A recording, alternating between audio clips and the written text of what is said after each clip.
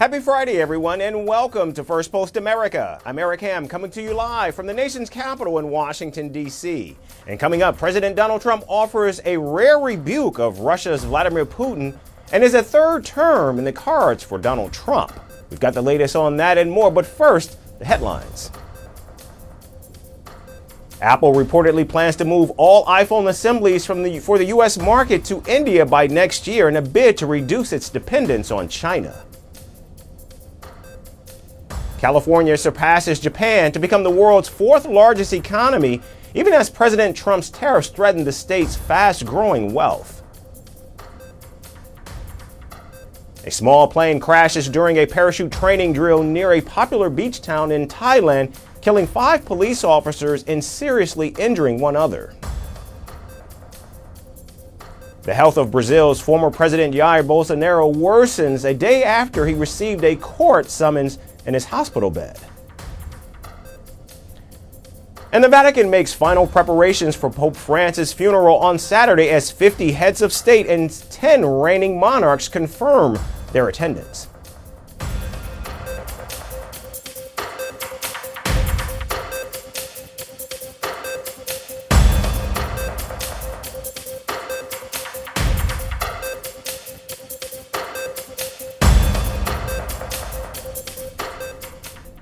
We begin in the United States. In a blow to Pakistan, the State Department refused to comment on a Pakistani journalist's question days after the deadly terror attack in Jammu and Kashmir. During a media briefing on Thursday, spokesperson Tammy Bruce was asked about the department's stance on the border tensions between India and Pakistan. However, instead of answering the question, Bruce shunned the Pakistani reporter, affirming the previous remarks made by the White House. I know you just said that this administration has no position on Kashmir right now, but there's too much tension. I'm not going to be remarking, sir. As I mentioned, I appreciate this, and perhaps we'll come back to you with another subject. I will say nothing more on that situation. The President and the Secretary have said things, as have the Deputy Secretary. They've made their positions clear. I will not continue with something in that matter. Bruce further said President Donald Trump and Secretary of State Marco Rubio have made one thing clear: the United States stands with India. As President Trump and Secretary Rubio have made clear, the United States stands with India, strongly condemns all acts of terrorism. We pray for the lives of those lost and for the recovery of the injured, and call for the perpetrators of this heinous act to be brought to justice. Meanwhile, the House Committee of Foreign Affairs has also criticized the New York Times over its coverage of the Kashmir terror attack. In a post on social media platform X, the committee fixed a New York Times headline which called the terrorist militants and the attack a shooting incident. Earlier, President Donald Trump called Indian Prime Minister Narendra Modi to extend his full support to India.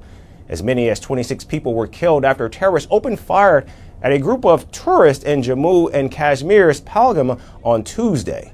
The attack, claimed by a proxy of the banned Pakistani-based terror outfit Lashkar-e-Taiba, was one of the deadliest in the valley in 6 years. Tensions between the two neighbors have grown since, with India ordering all Pakistani nationals to leave within 48 hours, suspending a key water treaty and closing the border, as well as expelling diplomats. In retaliation, Pakistan has suspended all visa services for Indian nationals, along with shutting its airspace to Indian airlines. Meanwhile, Prime Minister Modi has issued a stern warning, saying India will identify, track, and punish all those responsible for the attack beyond their imagination. And moving to the war in Europe, Russia says it is now ready to reach an agreement with Ukraine to halt the 3-year-long conflict. In an interview with CBS News on Thursday, Russian Foreign Minister Sergei Lavrov said Moscow is just waiting for some elements that need to be fine-tuned.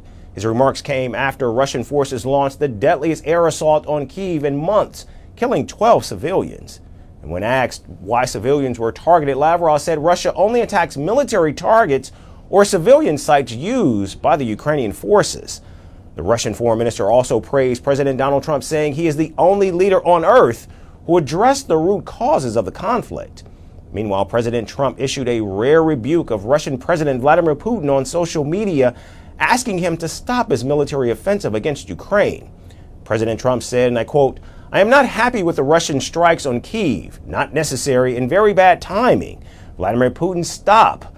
5,000 soldiers a week are dying. Let's get a peace deal done." End quote. Mr. President, this morning in a Truth Social post, you used the words "Vladimir, stop." That seemed like a slightly different message, a personal message. What is your level of frustration with President Putin? I didn't like last night. I wasn't happy with it. And we're in the midst of talking peace, and missiles were fired. And I was not happy with it. That's what I meant, and that's, what it is. Donald Trump's sharp criticism was certainly unexpected as he publicly sides with Putin and blames Ukrainian President Volodymyr Zelensky for the deadly war.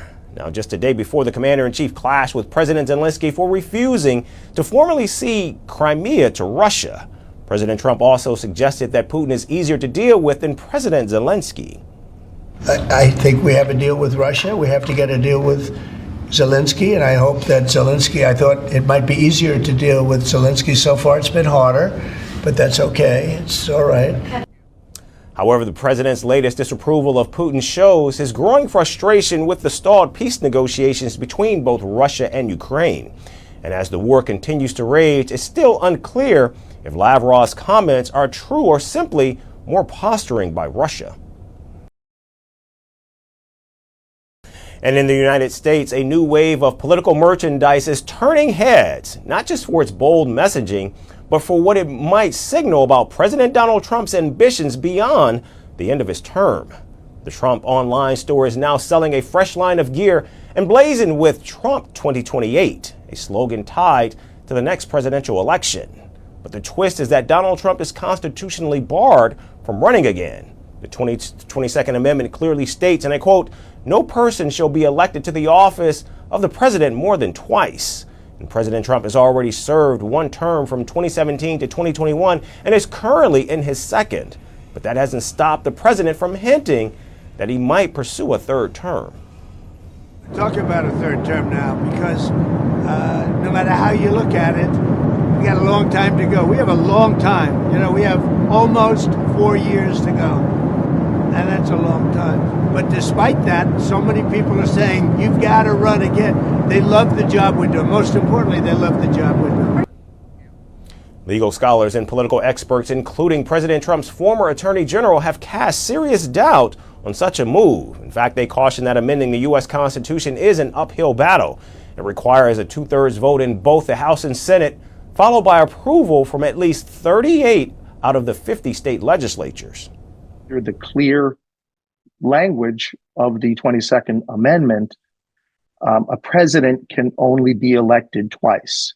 And of course, President Trump is in his second term. So it would take some machinations, some scheming in order to find a loophole.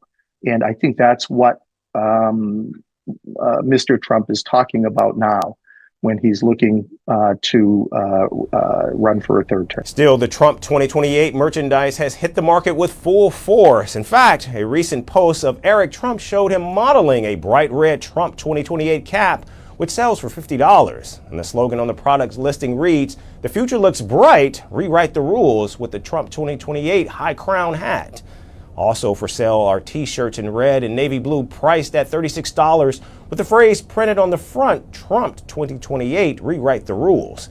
Even matching beer can coolers or koozies are available for $18, and the product descriptions are clear in their message, "The future looks bright, rewrite the rules." Now, even though the merchandise might be just another marketing stunt, one thing is certainly clear. President Donald Trump isn't ready to leave the White House after serving his second term. And next we look at President Trump's embattled Defense Secretary Pete Hegseth. He's once again in the spotlight, but this time quite literally.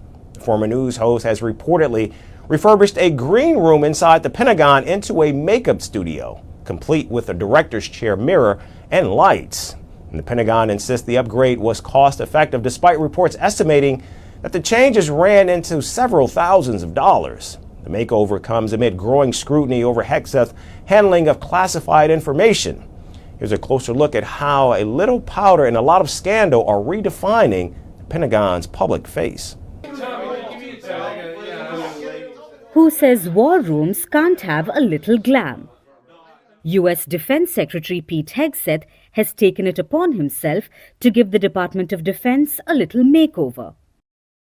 Reports suggest that a drab green room at the Pentagon has been transformed into a full-blown makeup studio, presumably so that high-ranking officials can powder their noses before hitting the airwaves.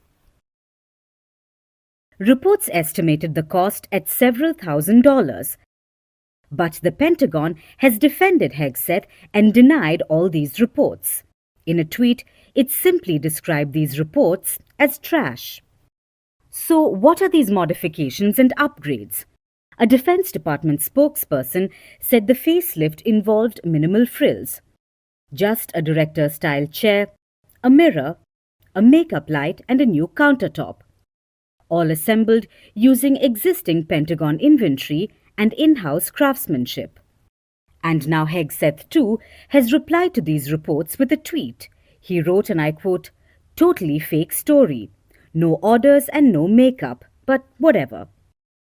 As soon as this report hit the internet, social media users dubbed Hegseth as Pentagon Princess. One user wrote, and I quote, "No amount of makeup can cover up that incompetence." Another one questioned about the wastage of tax money, while one was of the opinion that this is what happens when you put clout chasers in charge of national security. The Secretary of Defense is currently juggling more scandals than a Real Housewives reunion. Most recently, Hegseth found himself at the center of a national security firestorm after allegedly sharing classified military plans over Signal. Yes, the encrypted messaging app usually reserved for gossip or secret lunch plans. In a March 15th group chat, he reportedly dropped intel about upcoming US airstrikes in Yemen, including flight schedules targeting the Houthis. The problem? The group chat included an editor from a publication, apparently added by mistake. And that's not all. Hegseth was also messaging the same strike details to another group chat, which included his wife Jennifer, who's a former news producer, his brother, and his personal lawyer. Meeting was great. Hegseth's rise to power was never going to be boring. His nomination process was anything but smooth. It was dogged by a 2017 sexual assault allegation that resurfaced just in time to make headlines. There were also reports of alcohol abuse and misconduct. Still, despite the mounting controversies, President Donald Trump seems to be standing by his man, at least for now. Democrats are already calling for Hegseth's resignation. But Trump World remains steadfast in their support of the Pentagon's new resident Glam Squad captain. Their President Molino, sends his regards, very complimentary. And finally, Canadians are heading to the polls on Monday in one of the country's most closely watched federal elections in years. With tensions rising over President Donald Trump's trade war and claims about annexing Canada, voters are weighing how each party plans to defend national interests while tackling urgent issues at home. From the soaring cost of living to the housing crisis and defense spending, parties are making promises that could reshape Canada's future. And with a record number of advance ballots already cast, all eyes are now on April 28th. Here's more from the Great White North. Canadians head to the polls on April 28, in what many see as a turning point for the country. With growing tensions over US trade, a housing crisis, and the rising cost of living, this election could reshape Canada's future.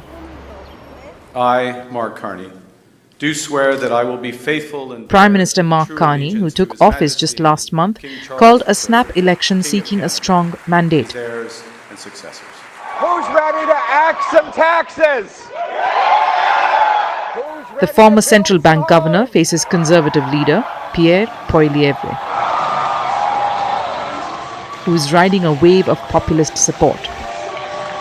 We need to put Canada first for a change, with a new Conservative government that will axe taxes, unleash our resource production, build pipelines, secure our border, rebuild our armed forces, and stand up to Donald Trump from a position of strength. Polls show the Liberals and Conservatives are neck and neck. A CTV Globe and Mail Nanos survey puts the Liberals at 42.9% and the Conservatives at 39.3%. However, the New Democratic Party trails at 7.2%. Reports indicate a record 7.3 million people have already cast their ballots, which is a staggering 25% increase from 2021. And Elections Canada estimates over 28 million voters are registered. Now at the centre of the race are bread and butter issues like cost of living and tax relief.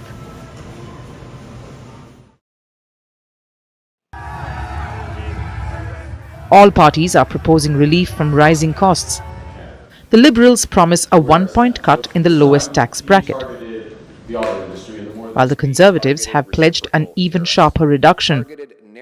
The NDP, on the other hand, wants to remove sales tax on essentials like energy and the internet.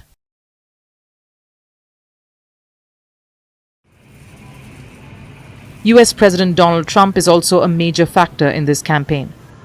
His recent remarks on turning Canada into a 51st US state and tariff threats have renewed tensions. I think in Canada right now it's Trump. I think we need a very strong leader to stand up to him. And Carney seems to have the background and the credentials to do it.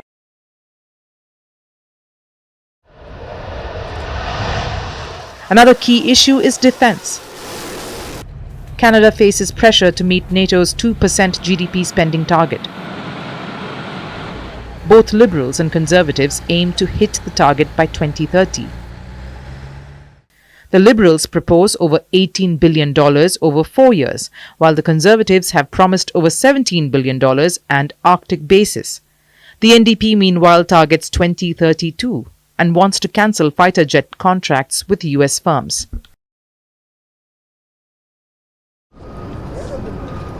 Soaring housing cost is another key concern. Liberals promise over $25 billion in financing, while the Conservatives aim to build 2.3 million homes in 5 years. And the NDP plans 3 million affordable homes by 2035. Housing is unaffordable. Mortgages, everything is skyrocketing. Grocery costs and everything. So I think it's important. With its future hanging in the balance, the key questions are what kind of Canada will emerge after April 28? And who will its citizens choose to deal with Donald Trump?